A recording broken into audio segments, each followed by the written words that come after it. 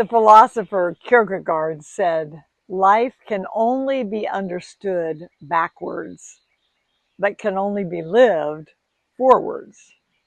How true. Proverbs 16:9 talks about how man makes his plans, but the Lord establishes his steps. So every day we're trying to figure out exactly what to do, what problems to solve, where to go, what we should do. And in the company I founded, Productive Environment Institute, one of the questions that we always encourage our clients to use when they're procrastinating, because a lot of times we procrastinate. There are things that we want to do, should do. And so the question we've always used is, what is the next action?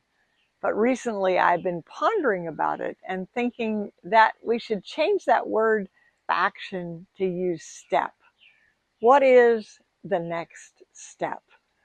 Because if we stay in tune with our God, if we start our day every day asking God what he wants us to do, instead of telling him what we're going to do, ask him, what are you doing today? What can I do to join you in what you're doing?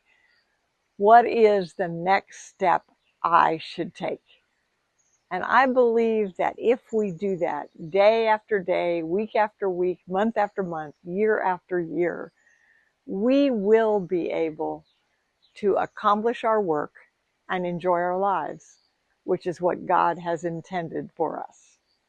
So if you're feeling discouraged or stuck or you're procrastinating, I invite you to pick one place, one thing that you know you really should do, or something you really want to do. Maybe it was write a book, or one of our clients just recently was write a songbook.